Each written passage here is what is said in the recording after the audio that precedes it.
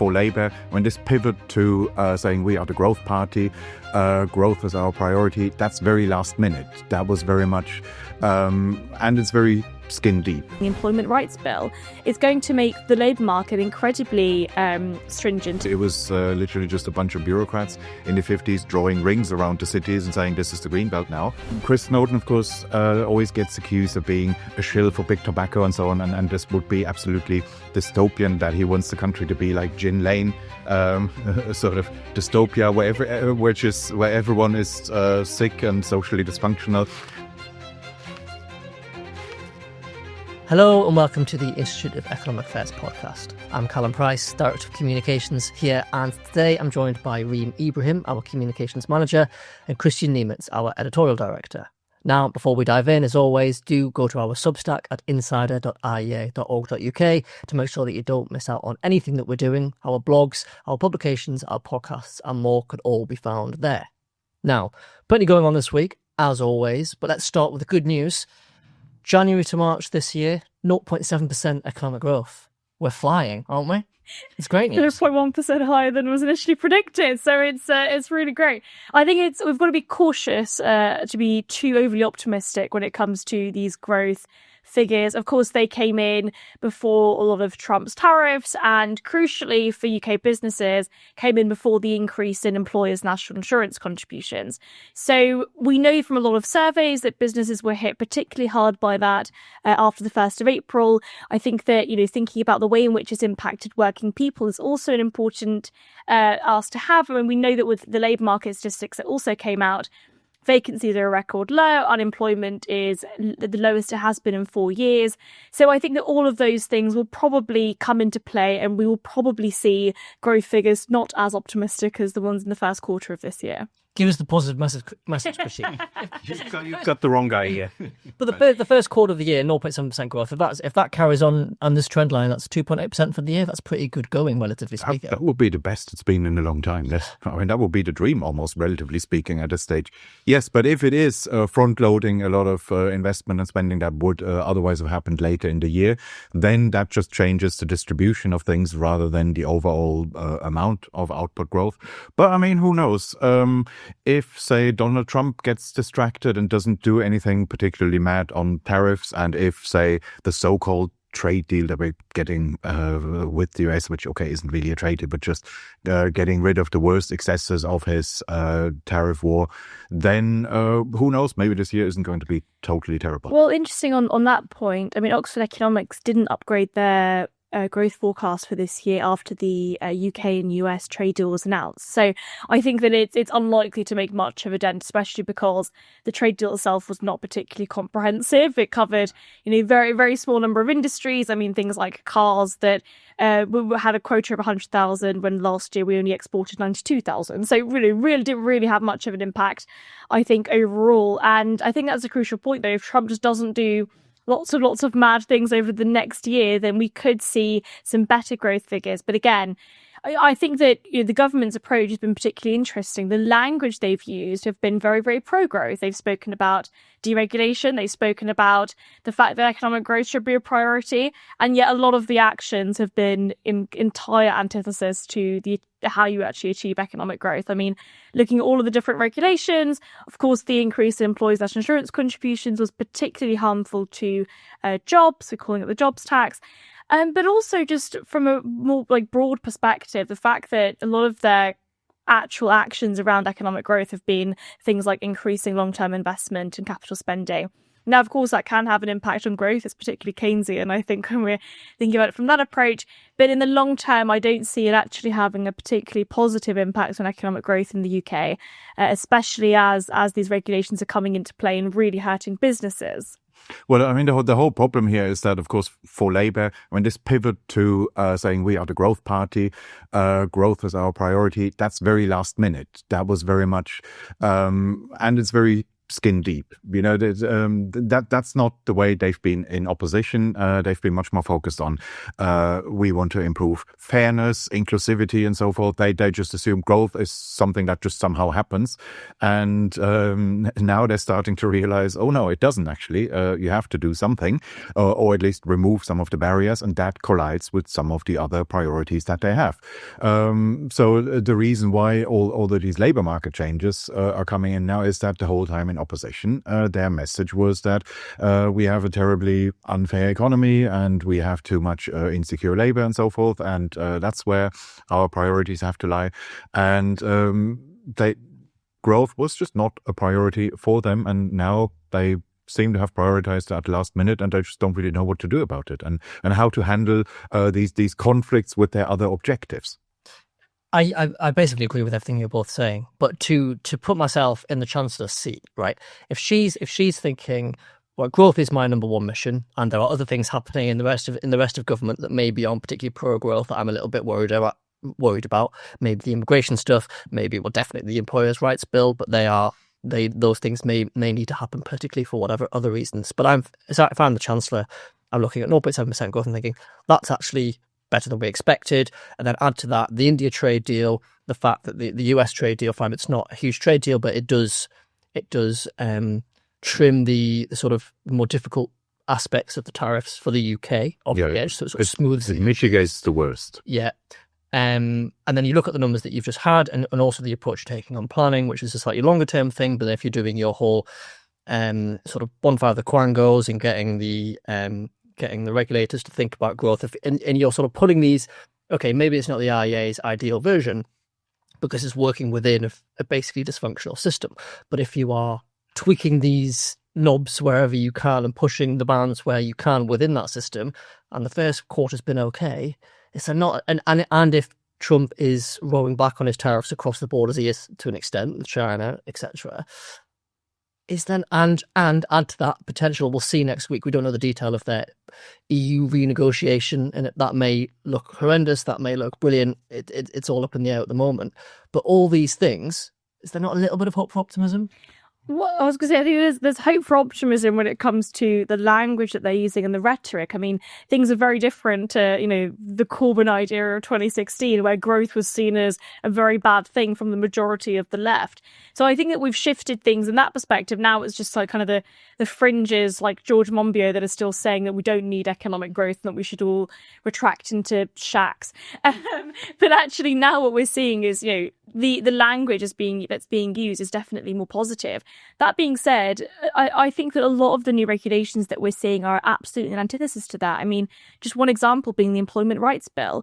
It's going to make the labour market incredibly stringent. It means that people aren't going to be able to be as liquid as they otherwise would have been able to be. And I think that is absolutely going to have an impact on them. The fact that there are so many millionaires leaving the UK, I think is absolutely going to have an impact, because those people are fundamentally spending loads of money in the UK, and now the amount of money that they're paying is zero. So I think that all of these things will have an impact on economic growth in the long run, but also who actually feels the benefits of all of that. I mean, if you are a working class person and you are working every single day, and employing you is so much more expensive now than it was a few months ago, you're going to feel the impact of that, and it's going to be in slower wage increases, or indeed potentially even losing your job in the first place. So I think that when we're looking at the labour market as a whole, actually things are pretty grim, and I don't see that getting any better unless a lot of this stuff is repealed. I think that's right. Sorry, Kristian. Yeah, so the optimistic case would really be that, hopefully they will draw the right conclusions from this. They hopefully the lesson they will learn is that, okay, firstly, on the trade deals, go faster and further. Do more of this. The India trade deal, absolutely a step in the right direction. The US trade deal, okay, even though of course very far from ideal from our perspective. Well, forget about trade deals and just reduce all tariffs and quotas to zero. Like, you don't need to negotiate with other countries. Just reduce all tariffs to zero and we'll be wealthier. Ideally, yes, but say even if they if that thought cannot cross their mind, even if they think trade can only happen through negotiated trade deals, even then, the fact that we have these two announced trade deals and it seems to be working out all right, if they draw the conclusion that this is the way to go, then hopefully more of this. I mean, this is something, again, which they were not announcing before. They didn't say a Labour government is going to be the government of trade deals. That was not part of the message. If they make it their trademark now, then I'm all for that. And on the planning reforms, okay, yes, that is mostly long term, but it is something that, so according to the forecast, it's going to be felt significantly by the end of the decade. And it's not something that starts, it's not something where, say, until 2029, nothing happens and then all of a sudden it comes in. It's something that is going to be phased in. And some of these figures, at least a tiny proportion of them, already should account for the slight increase that we've had in construction activity. And if they draw the lesson, more of this, we're on the right track, double down on this, double down on the good stuff, and go easy on the labour market, then that would be the ideal scenario. Yeah, Janan Ganesh has an excellent column in the Financial Times this week where he basically says, look, Labour need to stop saying that growth is their number one target, because it clearly isn't. And every time it butts up against another demand, the other demand often wins out. So, and they have about, like any politicians throughout the ages, their number one priority is changes on a sort of week-to-week basis. It's growth, and then it's keeping our borders secure, and then it's secure employment and better jobs, and then it's investing in defence or whatever. So I think you're absolutely right, Reem, that when you look at the overall government's agenda, you can't really say that they're putting growth first, because they're not, because the Employment Rights Bill is top of that pyramid, but there's lots of other stuff as well. But to be fair to the Chancellor, I think that her priority is growth. She's not necessarily going about it in the perfect way, and her sphere of influence is seemingly increasingly limited by these other things that are happening, which is why she's having to work inside these boundaries of make the tweaks where you can on planning or whatever. But you want that voice to be stronger. You want that voice to be as strong as in practice as it is in their rhetoric and narrative. Well, it's interesting because I completely agree with you, Carl. I think that what's interesting is a lot of the growth that we are seeing is from Angela Rayner, but she's not shouting about it. A lot of the language that's being used from the government as a whole is not being driven by the Treasury. It's being driven by Angela Rayner and in housing deregulation, being able to actually achieve those targets. And to be fair, they're doing a relatively decent job. I don't know what Kristian thinks about what they've been doing with housing recently, but I think it's overall definitely something to be positive, something to look at in a positive way. But I think it's despite all of the rest of the stuff that's really bad, there's one bit that's really good, and also the international global issues that have meant that we've been able to gain those trade deals, I think have then resulted in us being in a less bad position than we would otherwise be. But it's still not great. No, I mean, the thing is, the planning side of things has been such a big bottleneck for such a long time that if you get things just a little bit right on that front, that enables you to cancel out a lot of stupid stuff that you do in other areas. On that note, moving on to our next topic, Sadiq Khan this week has come out and said it's time to build on London's greenbelt, effectively, almost exactly word for word, that the previous approach of building on brownfield only that's still the priority for him, he says, but he's acknowledging that to hit the rough target of 88,000 houses a year, which none of them not sure has ever hit, for the next 10 years, you're going to need to build on the greenbelt. Now, this is really interesting for a number of reasons. Kristian, I'm interested in your thoughts on, we've spoken about in this podcast before, different alternatives about building in London specifically, and actually the argument that you could do more building on brownfield if you got rid of all sorts of other quotas for affordable housing or for biodiversity, etc. But actually just saying, no, we do need to build on the greenbelt, and he's specified, carefully selected targets near transport, etc. Do you think this is going to be enough? Well, I mean, first of all, he's right about that, of course. It's just that this should have been obvious far earlier. So why did it take him 9 years to figure this out?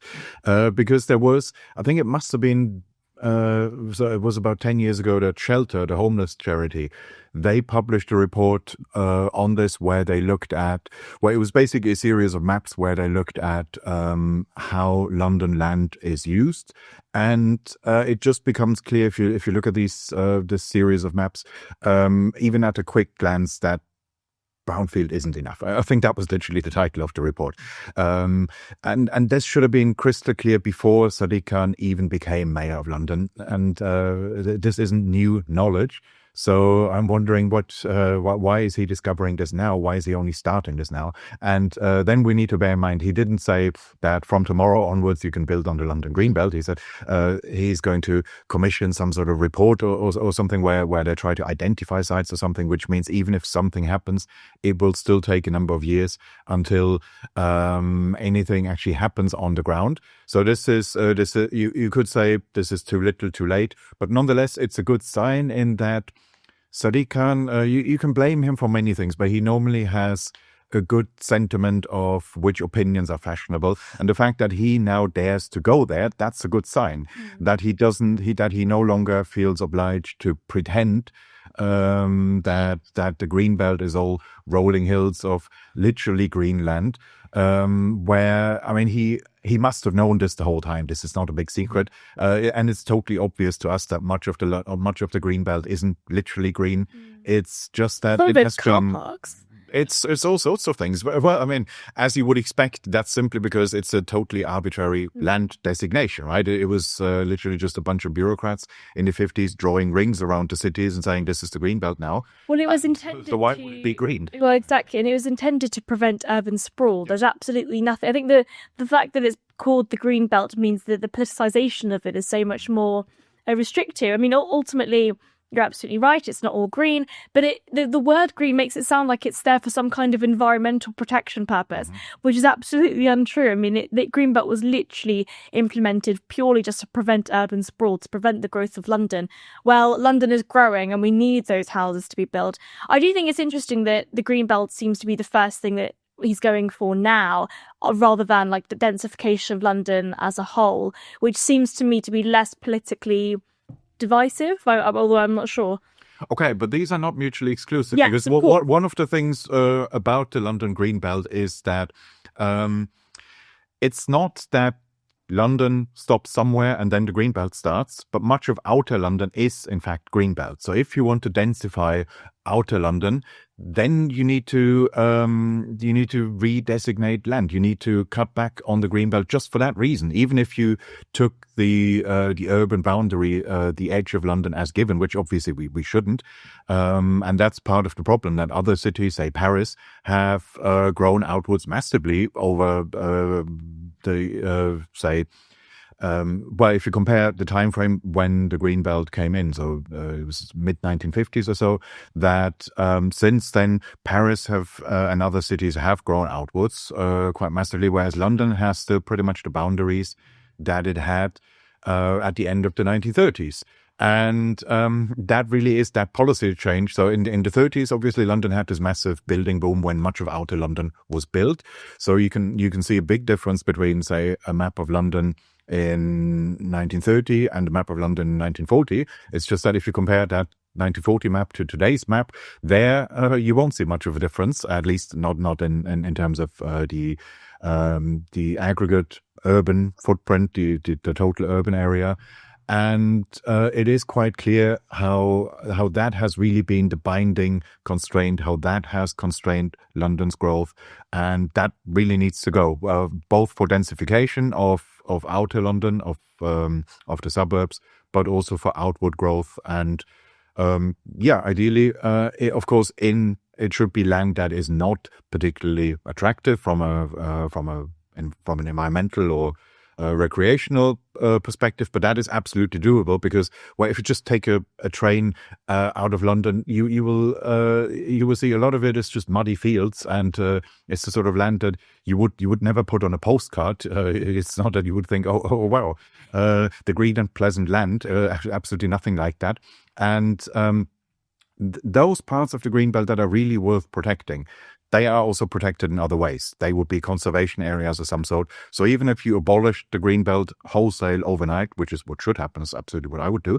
that doesn't mean that all of the land would suddenly be available for building. The ones that are genuinely protected for environmental reasons would remain so, because they have some other land designation. Yeah, I think on the politics of this is really interesting. First, to your point, Reem, about calling it the greenbelt, because the government, this is partly led by the central government saying we need to look at the areas of what they want to call the grey belt. They're sort of trying to make that point that the greenbelt isn't all green and pleasant land, and there is some horrible bits, but they're trying to do that by rebadging it. So first of all, doing that is a good thing, and previously had been deemed politically unviable. They are taking one step by saying we're going to try and badge it as the grey belt and make that point. But Sadiq's come out and just calling it the green belt. He's just saying, look, we need to build on the green belt. So this is, to your point, Kristian, about it's a good sign that Sadiq now feels he can come out and do this when it's been so obvious for so long. And I would go further. So, I mean, Sadiq Khan, right, is the quintessential politician. He's a follower, not a leader, but he's extremely shrewd. So he will only do something if he thinks he can get a political benefit out of it, and he will make a song and dance about it when he can, which is exactly what he's done here. But he's not going out on a whim to make a sort of radical point that this needs to happen now, and I'm going to persuade you why, and I'm going to bring the electorate with me, and because this is what's good for London. Mm-hmm. He's made the assessment that not only now can he get away with it, that actually I think he thinks he can make hay with it. He can be the one that took it on. He can be the man that led it on. So it's not just no longer a risk. It's actually, maybe we've gone so far the other way that it's a political benefit to be the person saying that. And Sadiq is getting there first, and because he's very good at that sort of thing. But we will see what actually means in delivery, because actually this week there's been some statistics published on the amount of affordable housing starts in London, for which Sadiq has an ever-shrinking target, but a target nonetheless to hit. And there's been about 3,600 starts, I think, which is the second lowest since numbers start to be recorded. In 2 London boroughs, none of them were started, and in loads more, about 10. So you look at rhetoric compared to actual houses being built. I guess the rhetoric is in part to balance out the terrible present-day record, that this is his way of saying, okay, what I've achieved so far, not great, but look, here's the bright future. But okay, if that is his way of opening up and reaching more people with this message that how much of a growth constraint the greenbelt really is and how ungreen it is, then that's nonetheless good, even if he does it for the wrong reason. Because we can write 1,000 more reports saying the green belt isn't green. We could even put pictures into it. I think somebody had this idea once that we should do something a bit like this shelter report, except rather than maps, have pictures of terrible dumps that are in the green belt, which there are plenty of sites that are really absolute eyesores. You can absolutely find that, and this would be a way to hammer home the point that much of it is not green. But nonetheless, there's only so many people that we can reach. There's only so many people who will ever even listen to anything we say. Whereas if Sadiq Khan says it, well, he has a different platform and he reaches different people. So I'm all for it for that reason. It's just that again, on the shrewdness of him as a politician, he did say at I don't know, press conference or somewhere, he said when he was young, he thought the green belt was all rolling hills of green land. And there, I think a journalist should have asked him, when did you realize that isn't true? Mm-hmm. Because when he says he was young. Well, I mean, I doubt that he has found out about this yesterday. Yeah, quite. To move on to the final, third most quintessential IEA topic, we've done economic growth, we've done building on the green belt, and now we're going to talk about the nanny state. Reem, this week, the 2025 nanny state index was published. What does it mean? What does it say? Tell us about it. Right, so this is the 6th edition of the Nanny State Index, which is a ranking of European countries based on how stringent their lifestyle regulations are. And in the UK, in the last index that was published 2 years ago, we were 11th, and we've now moved up towards the top of the Nanny State Index at 7th place. So the UK is now the 7th most stringent place to drink, eat, smoke, vape, all of these different topics.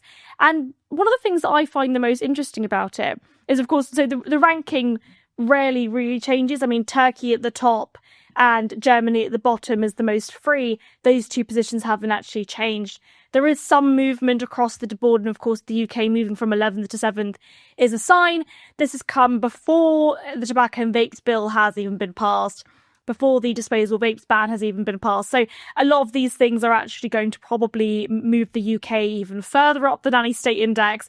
It was quite interesting that Action on Smoking and Health, which is a taxpayer-funded, in part, sort of Quango in a way, although it's a charity, and they, in particular, were celebrating the fact that the UK had gone higher up on the Nanny State Index, which I think is interesting. What I think is the most interesting about the Nanny State Index is the beginning of the publication.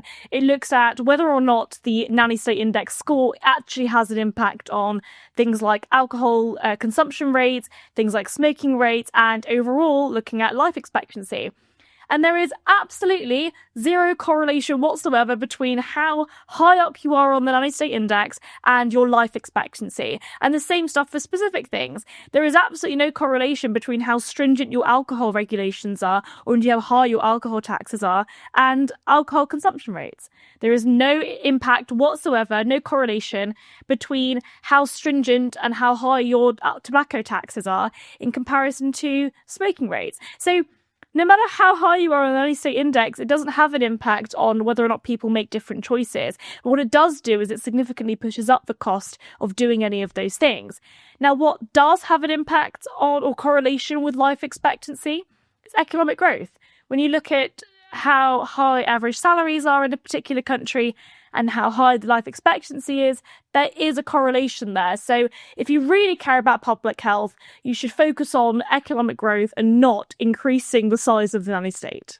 Very well put. Yeah, and what's also interesting about it, and this is also true of the earlier editions of it, is that if you look at the well, I don't want to say top group, because in this case, being at the bottom is this. Yes. So the least nanny state-ish ones, it just shows what a more liberal, less paternalistic society would look like in practice. And this is particularly relevant because Chris Snowden, of course, always gets accused of being a shill for big tobacco and so on. And this would be absolutely dystopian, that he wants the country to be like Gin Lane, sort of dystopia, where everyone is sick and socially dysfunctional. But the societies at the bottom of this index, the least nanny state-ish ones, are not like that at all. These are generally fairly pleasant places to live. Germany, Luxembourg, Italy, Czechia, they're all quite nice Germany's places. all right, is it, Kristian? Germany's all right. Well, I mean, I went there last month. I went to a big wine festival where you pay €35 per person, and that gives you unlimited wine for the whole weekend. So Saturday morning to Sunday evening. If you did something like that here, that would absolutely bankrupt you. And this is just what it means in practice to go to a place that is less nanny state. It's just more relaxed. You don't have to worry about how much does this cost and how much have I spent already. No, just go for another wine. It's fine. You can just do it. Just go for another wine. It's fine. That is a great line. I like that. Sounds fantastic. So just talk us through. So the UK has gone up, which is in the wrong direction, from 11th to 7th in the past 2 years, which is the highest. Am I right in thinking that's the highest jumper? Yeah. The biggest change of all these from the last one to this one. Why is that? What's happened over the last 2 years? It's pushed us in that direction. Yeah, so a lot of it is, I think, the implementation of things like junk food advertising bans and things like that, where actually a lot of it is on food and drink. The UK is now number one for tobacco across the index as a whole. So that means that we are the most expensive and literally the worst place in all of Europe to smoke at all. And that's before we've banned it entirely. And that's before we banned it entirely. So I don't think there's any more room for us to go when it comes to tobacco. I think we're on 90 points when it comes to tobacco in the UK. So there's really no more for us to. There's nowhere else for us to go. We're already the worst. And it's interesting actually because a lot of it is pretty bad when it comes to things like tobacco. Food and drink, we are sort of getting even worse, especially when it comes to advertising restrictions. But we're about to get significantly worse when it comes to things like safer nicotine. But the UK has historically been really, really good. I mean, we've always been in the green section of the Nanny State Index on things like safer nicotine products, or things like vaping, things like heated tobacco, where actually a lot of people are able to use those products in order to switch. And of course, from a public health perspective, if you're allowing adults to make the switch to safer and healthier products, it means that they're able to actually make that switch. And of course, it often saves lives. I mean, when you allow adults to switch to things like vaping, it is more than 95% less harmful than tobacco, according to almost every single study that has been done on it. Things like the Cancer Research UK study, Public Health England in 2015. So all of the research shows that these products are healthier. So even from a public health perspective, putting freedom aside for a second, even from a public health perspective, you want adults to be able to make those choices. And of course, the only country in Europe that has achieved what the EU will classify as smoke-free is Sweden. They have a smoking rate of less than 5%, and they don't have any of these nanny state regulations on things like tobacco products. Yeah, Sweden on there. Sweden on tobacco, I can find where they are on tobacco specifically, but overall they're 10th. I think a lot of it is actually to do with the fact they've got an alcohol monopoly as well. But on tobacco specifically, they haven't banned it outright. Their taxes aren't incredibly high in comparison to other countries, but their smoking rates are incredibly low. And that's because a lot of adults use safer nicotine products like snus, or in the UK, a lot of that is nicotine pouches. What's interesting actually is Sweden have an exemption from the complete EU-wide ban on snus. So in the UK, it's illegal to have snus, which is an oral nicotine product which actually contains tobacco, significantly less harmful than combustible tobacco products. So I think what's interesting is there is no correlation whatsoever between how high you are on the nanny state index, how restrictive you are in your nanny state policies, and life expectancy, and even with specific things like alcohol, tobacco use, and indeed life expectancy as a whole. There isn't that correlation. But where there is a correlation is economic growth. So if you want people to be healthier, if you want people to make better lifestyle choices, you want to grow the economy. Well, and it's not really that surprising that we don't find much of a correlation between, say, stringency of nanny state regulations and consumption of sinful products. That's simply because these are all products where demand is fairly inelastic. And what that means is that you need extreme policies to make a difference. It's not that it's impossible to change behavior through regulatory measures. So if we were governed by the Taliban, then yes, alcohol consumption would come down. It's just that you need to be pretty extreme before it has an effect. And until you get to Taliban-like levels, mostly what you do is, first you make people poorer, obviously, but also people substitute lower quality products. So going back to the wine example, rather than going for a nice wine, you will go for the bottom shelf wine, because you probably have some idea in mind of how much you're prepared to spend on a bottle of wine, and you just go for a lower quality version, which isn't better for your health. It just means that you cut your own enjoyment of it, and that is why we don't see much of an impact within this range of countries. If this were a global index, then I'm guessing, yes, you would find an impact. If you go for really draconian measures, then yes, you absolutely can change people's policy, people's behavior. It's just that in a liberalish democracy, that's just difficult to do. And also the fact that the illicit market booms in a lot of these countries, in particular in the UK, tobacco receipts have declined by 41%. So the amount of money the Treasury are actually raising from tobacco duties declined by 41%, but smoking rates haven't changed. So a lot of that is people just buying tobacco illegally. Callum, to answer your question directly, why is the UK gotten so bad over the last few years? So the UK on the specific ranking, so on alcohol, we're 12th. On food and drinks, we are 3rd. And on smoking, we are 1st. But as I said, on safer nicotine, at the moment, at least, we are 29th. So we're actually pretty liberal when it comes to safer nicotine products. But of course, that is about to get much worse with the ban on disposable vapes and with the tobacco and vapes bill, where ministers will have the ability to restrict things like advertising for safer nicotine products as a whole. But a lot of it is to do with things like higher taxes on sugary drinks, alcohol and tobacco, and have introduced nearly every single anti-smoking policy that you could think of. The smoking bans in 2007 or implemented 2006 on indoor smoking, which means that you can't smoke in restaurants and bars. Of course, that is the case in a lot of European countries. So by comparison, incredibly restrictive. And a lot of it is also to do with the fact that you can't now vape on train platforms. Vaping is banned on train platforms, in stations, and on public transport, but it is otherwise left to the venue's own discretion. So overall, when it comes to safer nicotine, we're pretty free at the moment, but that picture is about to get a lot worse. And I suspect will also have an impact on our smoking rates, because a lot of adults in the UK that are able to quit smoking do so through other safer nicotine products like vaping. And I suspect that as you make it more difficult for adults to quit smoking, less adults quit smoking. Indeed. So the answer is therefore to repeal all of these now state legislation and regulations to stop the increasing tide of them coming forward and return instead to focusing on economic growth. Absolutely. And of course, there is the impact on particular people that have to pay more of those things. I mean, I'm sure that has an impact on the cost of living when every time you're buying what is classified as a sugary drink, you have to pay a lot more than your European counterparts. So yes, if you want better public health, go for economic growth. Well, it's best to read this in conjunction with the paper Defanging the Nanny State by the same author, because there what he does is, the problem with an index like this is that even though, of course, this was, I think, the first index that made these policy differences measurable. But a downside is that if you tell someone that a country is a 70 rather than a 50 or 20, that doesn't mean much in itself.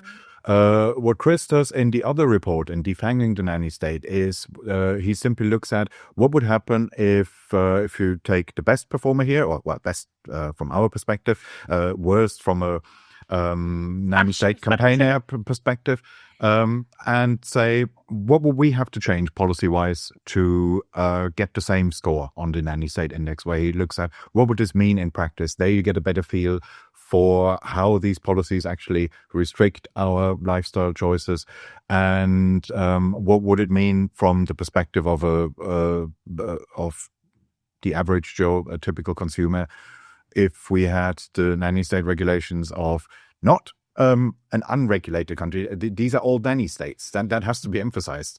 Even Germany, the Czech Republic, Luxembourg, they're all nanny states. It's just that there are massive differences in degree, and having a more relaxed European-style nanny state, if that's what you're going for, that would still make a massive difference. Indeed. So I'm afraid that is all we've got time for, but what we've done there for you is give you a rundown of what the IEA's prescription for the country is, and it's effectively build pubs on the greenbelt to get economic growth. Thank you for joining us. Until next time, thank you very much.